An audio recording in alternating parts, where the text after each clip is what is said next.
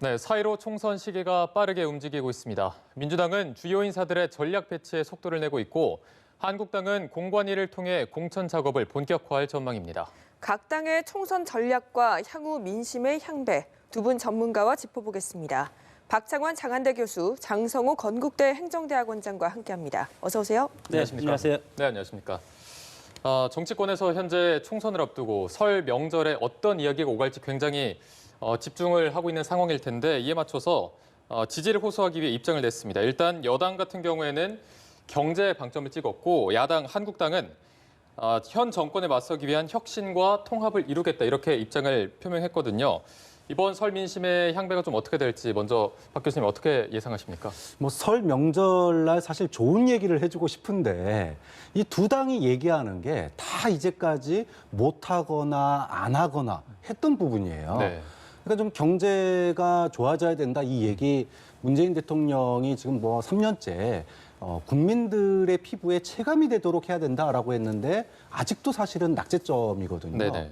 또 한국당은 어떻습니까? 탄핵 이후에 보수가 변해야 된다라고 하는 얘기가 그렇게 많았음에도 불구하고 보수의 극우화 그리고 혁신 보수는 무기력한 이런 상황을 요즘에 통합 이야기 나오고 있습니다만은 여전히 거기서 벗어나고 있지 못한 낙제점을 여전히 받고 있습니다. 네. 그러니까 두 당 모두 국민들에게 설날 아침에 뭔가 좀 올해 총선에서 누가 이기면은 바뀌어지겠지라고 하는 기대감을 주는 게 아니라 참 냉정하게 바라보게 만드는 것 같아요. 그래서 정말로 이번 추석 명절에라도 이렇게 선거에서 내가 표를 던졌더니 경제가 좋아지고 또는 좀 정치가 좀 좋아진 것 같아. 이런 얘기를 들을 수 있었으면 좋겠는데 지금 하는 모양새를 보면 참 국민들이 정치에 대해서 좀 더 싸늘한 시선으로 바라보게 되는 게 아닌가 싶어서 정말 아쉽습니다. 네, 아무래도 현재 가장 잘 못하고 있는 부분을 호소했기 때문에 이 부분에서 더 싸늘하게 보실 것이다. 이렇게 전망을 해주셨고요.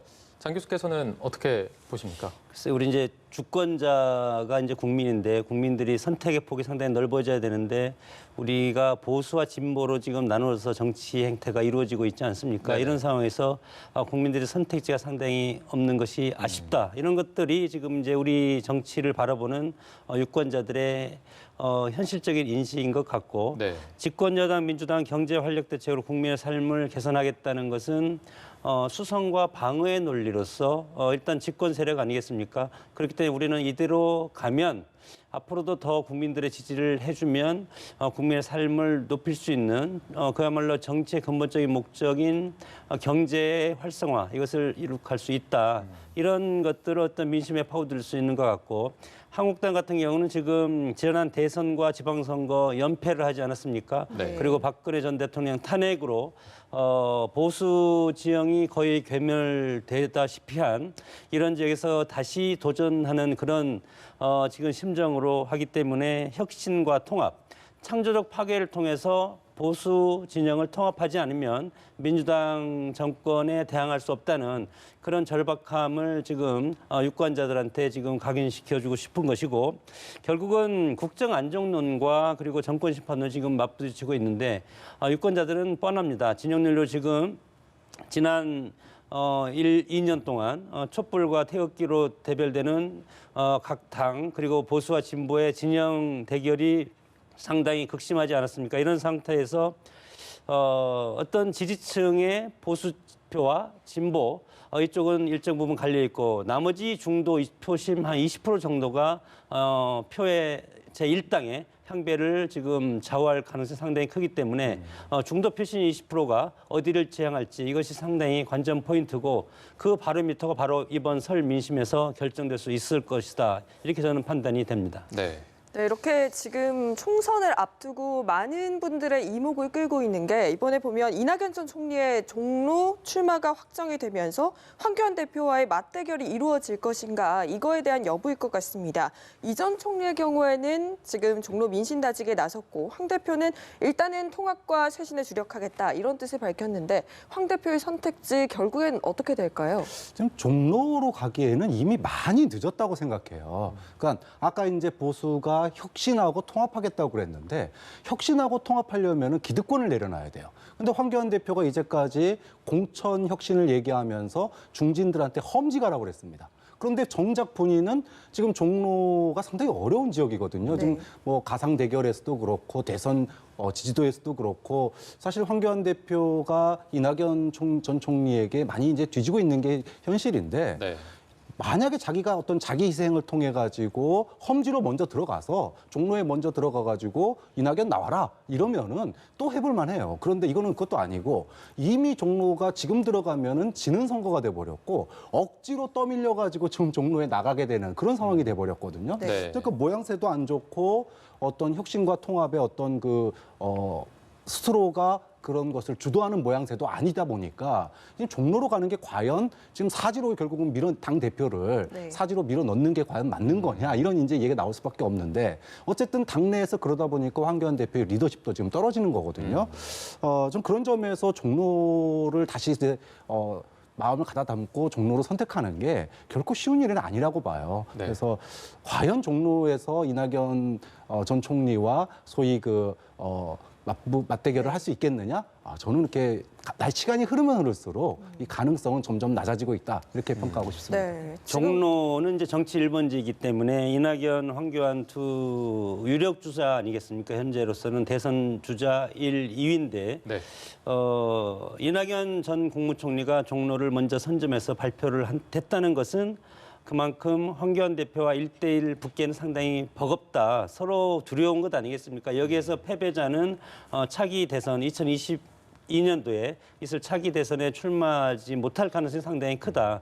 이런 상황에서 일단은 이낙연 총리가 여기를 선점해서 발표를 한 것은 지금 현재 의원이 정세균 현 국무총리 아니겠습니까? 이런 상황에서 황교안 대표는 다른 데로 가라 이런 어떤 암묵적인 그런 의사표시가 아닌가 저는 그렇게 생각이 들고 네.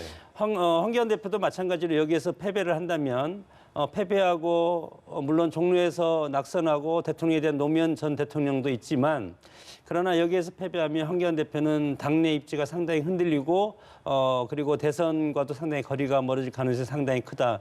이런 상황에서 일단은 험지 아닌 비례대표 후순위라든가 불출마 선언을 할 가능성이 상당히 큰데 그러나 이제 불출마 같은 경우는 어떻게 보면은 대권도 나갈 수가 없을 가능성이 상당히 큽니다. 네. 그래서 황교안 대표의 어떤 선택 어찌하오리까 저는 그렇게 이제 판단을 할 수밖에 없는데 네. 상당히 이 판단의 시점도 좀 늦었지만 네.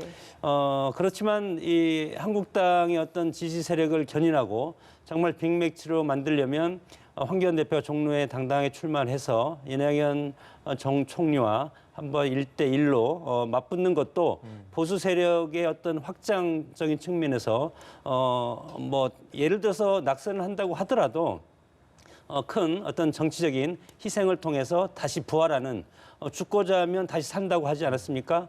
그런 측면에서 의미 있는 도전이 될 수도 있다고 봅니다. 네. 네, 그렇다면 지금 이 전 총리가 먼저 견제에 나선 건데 황 대표가 종로를 버리고 혹시 다른 곳으로 향한다면 다른 선택지는 뭐가 있을까요? 다른 선택지 뭐 험지라고 하면 네. 저는 뭐 특별히 험지라고 하면 뭐 수도권에서 여러 군데가 뭐 있겠지만 대부분 지역이 현역 지금 장관직을 유지하고 불출마한 지역이 있지 않습니까? 그런 지역을 선택을 하던가 아니면 대부분 지역은 또 한국당 지역위원장이라든가 유력 주자들이 가서 뛰고 있습니다. 네. 그렇기 때문에 후보 정리하는데 상당히 어려움이 있을 가능성이 상당히 크고 그렇기 때문에 종로가 아니라면 저는 비례대표 후순위 과거에 김대중 대통령이 비례대표 20번, 뭐 12번 이런 식으로 해서 마지노선을 긋지 않았습니까? 그렇기 때문에 미래 한국당으로 가서 비례대표 후순위를 한다든가 이런 식으로 하면 그나마 어떤 명분이 있는 그런 정치 행위를 했다고 평가를 받을 수도 있을 것 같습니다. 네. 이런 상황에서 현재 또 주목을 받고 있는 인물이 있습니다. 민주당 내에서 임종석 전 비서실장이 또 주목을 받고 러브콜이 계속해서 들어오고 있는 상황인데 이 불출마 입장을 번복을 할지 만약에 번복해서 출마를 한다면 어느 지역에 좀 출마하실 걸로 예상을 하십니까? 지금 이제 여권, 특히 이해찬 대표가 강력하게 다시 권유를 하고 있는 것으로 네. 보여요. 여기에 이제 이낙연 전 총리도 그런 이미지를 가진 임종석 전 실장이 좀 도와줬으면 좋겠다. 뭐 이런 이야기까지 하고 있는데 네. 만약에 나오게 된다면 지금 거론되는 지역은 서울의 광진을 지역입니다. 이 광진을 지역은 원래 추미애 장관의 지역구거든요. 네네. 지금 벌써 5선인가요? 그래서 오랫동안 이제 국회의원을 해왔는데 네. 추미애 장관이 이제 출마를 못하게 되니까 이 지역이 무주공산이 됐어요. 그래서 여기에 오세훈 전 시장이 작년부터 깃발을 꽂고 열심히 지금 바닥을 다지고 있습니다. 네. 근데 생각보다 오세훈 전 시장의 이 득표력이라는 게 인지도가 워낙 높기 때문에 사실 이 광진을 민주당으로서는 고민거리가 아닐 수 없거든요.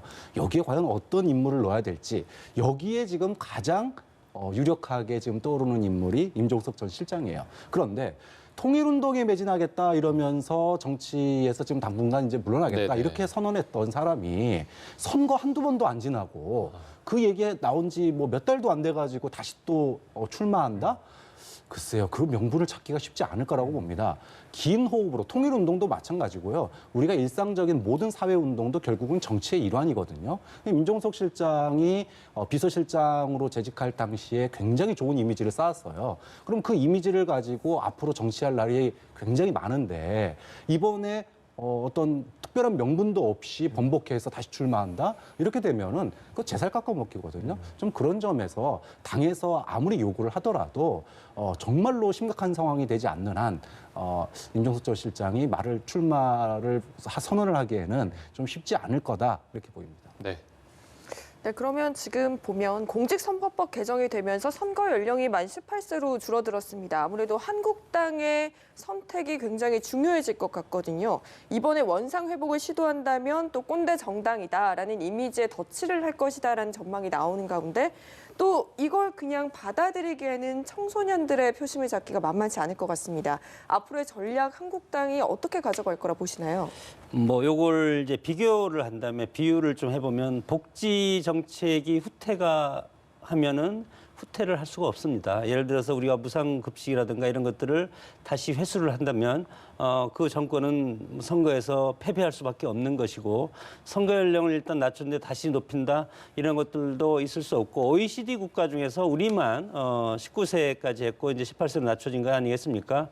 18세 이상의 지금 대략적으로 50만 명인데 한 지역구에 2,000명에서 3,000명 정도의 청소년 고3이라든가 대학교 1학년생들 이런 학생들이 투표권을 이제 갖게 되는 그런 경우인데 물론 한국당을 지지하는 계층이 뭐 예를 들어서 연세든 그런 보수 세력은 보수화된 분들은 대개 이제 연령들이 높은 그런 분들이라고 이제 생각을 하는데 그러나 요즘 학생들 대학생들이라든가 이런 학생들을 보면 굳이 뭐 연령과 관계없이 어떤 사회를 보는 시각이 다양화돼 있습니다. 그렇기 때문에 과거에 젊은 사람들이 쇄신과 혁신을 이런 것들을 트레이드마크로 해서 지지 정당이 일정 부분 진보는 젊은 층, 보수는 뭐 예를 들어 40, 50대 이런 시대는 저는 상당히 지났다고 보기 때문에 네. 한국당도 마찬가지로 기존의 어떤 선거 전략을 이제 바꿀 필요는 있고 청년에 맞는 그런 어떤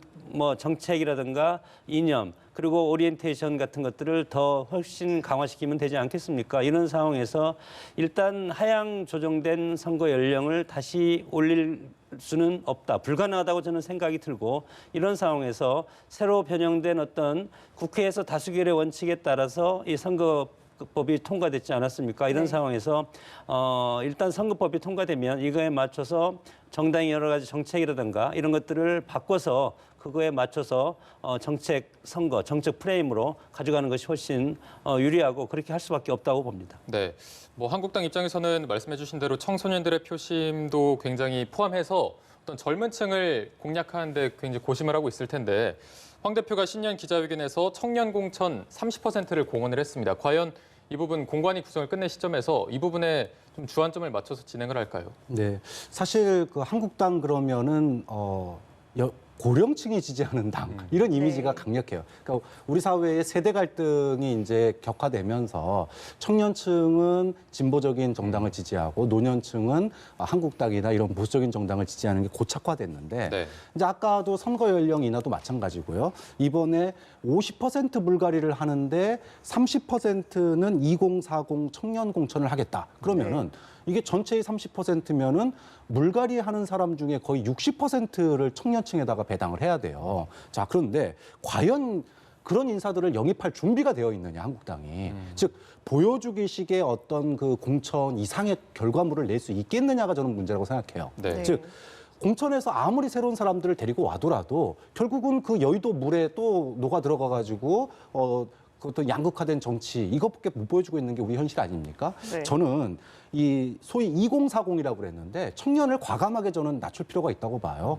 40대 빼야 된다고 봅니다. 우리 인구가 고령화됐기 때문에 40대가 청년이지 도대체 언제부터 40대가 청년입니까? 저는 2030으로 확 낮추고요. 네. 또 실제로 청년들을 위한 정책을 만들려면은 공부해야 돼요. 그냥 갑자기 공천집에다가 청년들 뭐 간담회해가지고 몇 개 요구 집어넣는다고 해서 청년 정책이 아닙니다. 20대와 30대의 연구진들이 여의도 그러니까 당내 한국당 내 연구소가 있잖아요. 네. 여의도 연구소에 젊은 연구진을 뽑아서 그들의 라이프 스타일에 맞는 어떤 요구 사항들 이런 것들을 공약으로 만드는 연구들을 해 나가야 된다. 그리고 이런 축적물이 총선에서 준비된 공약으로 나와야지 갑자기 청년 무늬만 청년인 40대들을 갖다가 영입한다? 네. 저는 그게 과연 청년 정치인 거냐라고 하는 데에 대해서는 물론 물갈이 공천은 될 수 있겠지만 소위 말해서 2040 청년 30% 이거하고는 또 본질은 아니라고 봐요. 좀 그런 점에서 총선 때만 공천 때만 반짝 청년 얘기하지 말아라. 오히려 지난 조국 국면에서 한국당이 반사이익 많이 봤잖아요. 근데 그거 다 어디 갔습니까? 다 사라졌습니다. 신기루처럼. 그때 가장 많이 실망한 민주당 정부의 정권에 가장 실망한 게 30대예요. 근데 그 30대 표가 지금 어디 갔는지 다 사라졌어요. 한국당 지층이 아닙니다. 그렇다고 민주당 지층도 아니에요. 이 사람들을 어떻게 데려올지에 대한 고민은 없고 그냥 상징적인 영입만 한다 그러면 과연 그 지지가 오래 갈 수 있을까? 좀 그런 점에서 이번에 공천뿐만 아니라 당내 시스템에 청년들의 목소리가 공부하고 또 반영될 수 있는 그런 제도를 만드는 게 저는 한국당이 같이 돼야지 진정성이 저는 청년들에게 와닿을 거라고 봅니다. 네. 네, 이제 대대적인 개편으로 이제 30대 표를 누가 잡느냐 이게 관건이 될 것 같습니다. 이 앞설린 첫 회의에서는 황교안 대표부터 공천에서 손을 떼라 이런 요구가 나왔는데 공천 과정에서 불거질 수 있는 각종 자금 어떻게 해결을 할 수 있을까요? 당연히 대표가 손을 떼야만이 그리고 대표가 지향하는 당의 방향대로 인적 쇄신을 할 수 있지 않겠습니까? 이것은 짜고 치는 그런 것들이 아니고 당연히 대표가 인사권을 가지고 있지만 공천과 관련해서는 민주정당이라면 상향식 공천이 상당히 중요한 거다 이렇게 생각이 들고 개파 보수주의 어떤 정치 행태를 우리 정치가 띄고 있었기 때문에 여러 가지 공천 잡음이 있었고 공천 불복이 일어났고 공천이 끝나면 끊임없이 가처분이라든가 소송이 진행되었고 또 선거가 끝나는 동시에 이런 것들이 다 사라지고 그런 것들이 우리 정치의 역사인데 한국당이 상당히 지금 위험한 길을 걷고 있다고 봅니다. 왜냐하면 일단은 공관위를 출범해서 여러 가지 공천 혁신 작업을 하는 그 이중에도 이면적으로 보면 보수 통합 작업을 동시에 하고 있지 않습니까? 이 보수 통합 작업이라는 것은 다른 말로 해서 보수 통합하는 상대당과의 어떤 공천 지분을 줘야 될 수밖에 없는 그런 것들이 밑자락에 깔려져 있고 그런 것들을 없애고 나서 그러면 공정하게 보수 통합을 그냥 다 섞자. 그렇게 되면 보수 통합이 안 될 겁니다. 이런 상황에서 보수 통합이 이루어진다면 거기에는 또 다른 계파 갈등이 또 상존하고 그리고 계파 지분이 또 나눠지고 이런 상황이 되기 때문에 한국당이 여러 가지 공천 쇄신, 인적 쇄신 이런 것들이 물 건너갈 가능성이 크고 오히려 제로섬보다도 보수 통합이 이룰 경우에는 여론조사 지표에서 나타났지만 33% 지지율에서 25%가 떨어진다는 그런 여론적 지표도 나와 있지 않습니까? 그렇기 때문에 중요한 것은 공정성을 담보로 한 창조적 파괴 이런 것들이 저는 가장 중요하고 물론 여기에는 황교안 대표가 개입해서는 안 된다고 보고 지난 총선 때 문재인 대표가 나오고 그다음에 여러 가지 공천심사위원장이 모든 걸 다 좌지우지해서 송수에서 승리하지 않았습니까? 그런 것들을 한국당은 반면교사로 삼아서 물론 통합에 매진하되 통합과 공천지분과는 관계가 없이 해야 될 필요가 있고 그리고 쇄신을 한다면 정말 공정성 있고 보수 재경과 그리고 민주당 정권에 대한 견제 세력의 여전히 확보할 수 있는 그런 어떤 창조적 파괴적인 그런 순수성에서 쇄신을 해야만이 이 쇄신을 당하는 쪽도 인정을 할 수가 있고 그리고 찍어주고 하는 국민들도 입장에서도 쇄신을 격려하는 차원에서 지지할 수가 있기 때문에 이런 것들이 한국당한테는 양날의 칼이 될 가능성이 상당히 크다고 봅니다. 네, 말씀해주신 보수통합 얘기를 조금 더 이어서 해보자면 일단 보수통합 재편 논의가 속도를 내고는 있는 모습인데 2월 중순, 2월 말까지로 마지노선으로 이 통합 논의의 마지노선으로 정했습니다. 이때까지 통합이 잘 이루어질 거라고 보십니까? 지금 이제 통합이 사실 쉽지가 않은 상황인 게 일단은 명분에 있어가지고 소위 탄핵의 강을 건너야 되는데 탄핵의 강을 건너려면은 탄핵에 대해서 불복하고 있는 뭐 과거의 애국당 계열 뭐 이쪽하고 소위 극우 보수하고는 좀 선을 그어야 돼요. 네. 근데 이 선 긋기가 쉽지가 않습니다. 거기다가 내용적으로 들어가더라도 지금 새 보수당 쪽에서 8명의 현역 의원 공천 플러스 알파의 그런 지분을 요구하고 있는데 이 지분 들어주는 것도 사실 쉽지가 않아요. 지금 새 보수당 내에서 유승민 대표와 지상욱 두 사람을 제외하고는 굉장히 지금 통합에 열의를 좀 보이고 있는 상황이긴 한데 문제는 명분과 실리 모든 거에서 새 보수당 통합이 과연 그 확장성을 갖는 거냐라고 하는 거에 물음표가 생겨요. 즉 중도로서의 확장성은 생기는데 이게 지금 보수 세력 내에서 유승민 대표에 대한 이 소위 거부감, 그러니까 배신자 프레임이 거치지가 않고 있거든요.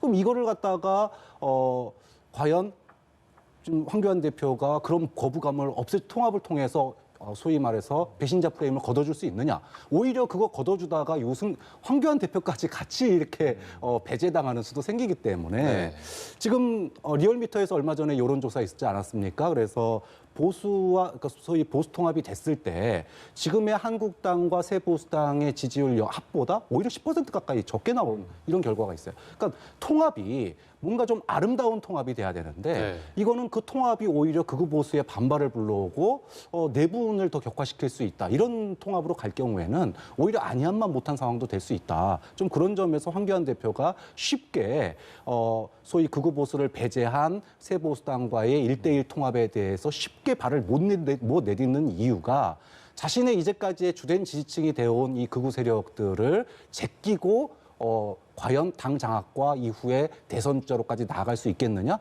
그 부분에 대해서 확신을 못하고 있기 때문에 결국은 그렇게 갈 경우에 유승민 대표의 말처럼 결단을 못 내리는 거죠, 황교안 대표가. 그러면은 유승민 대표로서는 통합이 어려울 수밖에 없는 겁니다. 그러면은 말 그대로 유승민 대표가 얘기한 선거 연합이 좀 더 현실적인 방안이 될 수도 있겠다. 좀 그런 점에서 보면 통합하겠다라고 그러고 중간에서 뭐 날짜까지 잡아놓고 2월 중순 뭐 이렇게 얘기하지만 실제 통합이 생각보다 좀 어려운 난관에 부닥친 거 아니냐 이런 중간 평가를 할 수 있겠죠. 뭐 통합이 저는 상당히 이제 어렵다고 이제 보는데 그럼에도 불구하고 108석의 한국당이 제1당의 보수 정당을 대표하는 한국당 아니겠습니까? 한국당 입장에서는 큰형 입장에서 우리 같이 하자 이렇게 제스처를 뛰지 않을 수도 없는 것이고 그럼에도 불구하고 정말 그렇게 된다면 공천 지분 때문에 지지율이 더 떨어지고 이득보다도 실이 훨씬 더 클 가능성이 상당히 크다.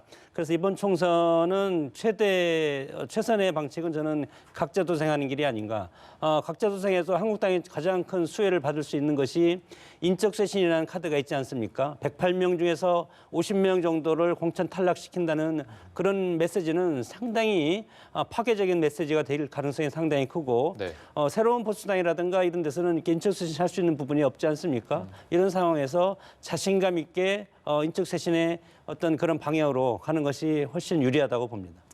네, 이 설 연휴 밥상머리 민심 잡기에 양당이 성공했을지 여부가 굉장히 궁금해지는데요. 저희 마지막으로 이 검찰과 법무부 간의 이야기를 한번 해보면 좋을 것 같습니다. 이번에 검찰이 최강욱 비서관 기소를 기점으로 감찰 카드를 꺼내 들었습니다. 추미애 법무부 장관이 이들의 양측 갈등 어디까지 이어질 것이라 보시나요? 뭐 이제는 거의 막장인 것 같아요.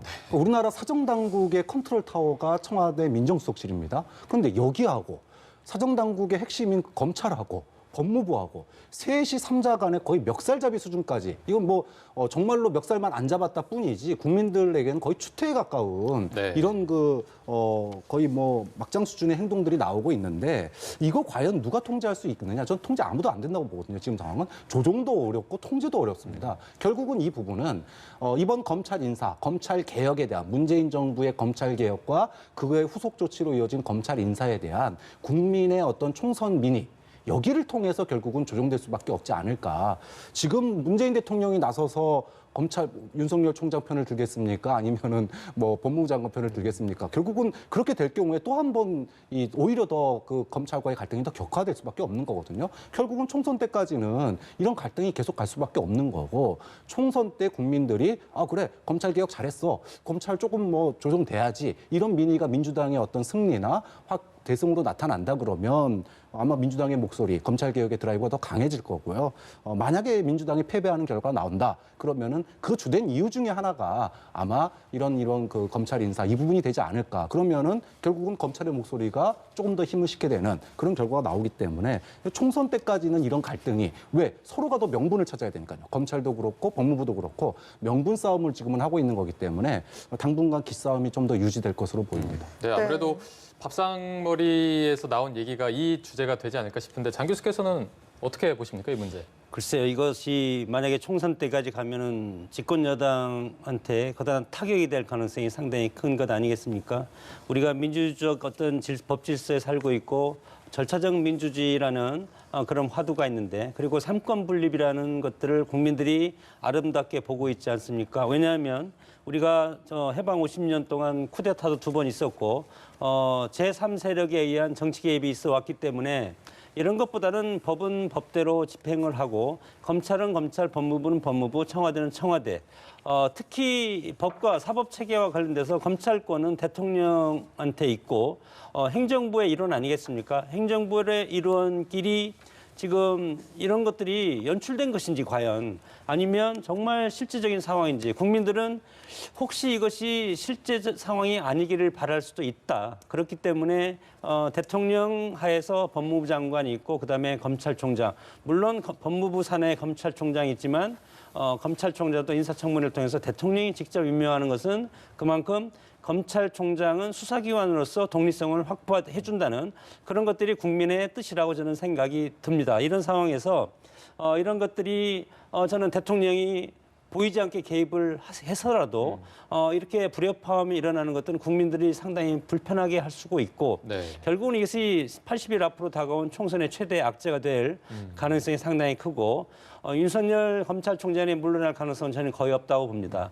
일단 칼을 뺐기 때문에 지난 박근혜 정부에서도 검찰은 수사로서 말한다고 해서 강력하게 나가겠다고 그런 의지를 하는 어떤 장수이지 않습니까? 이런 상황에서 법무부 장관이 취임하자마자 상당히 좀 자연스럽지 못한 그런 인사 카드를 지금 하고 있기 때문에 이런 갈등이 국민들을 보기에는 상당히 불안한 국정의 안정적인 측면에서 상당히 위험한 그런 모습이기 때문에 이런 것들은 하루속히 정리돼서 총선은 그야말로 정책 선거, 정책을 놓고 국민들이 판단할 수 있는 그런 선거가 되어야 된다고 봅니다. 네. 예, 이렇게 4.15 총선을 앞두고 각 당의 총선 전략 그리고 또 향후 민심의 향배에 대해서 박창환 장한대 교수, 장성우 건국대 행정대학원장과 함께했습니다. 고맙습니다. 고맙습니다.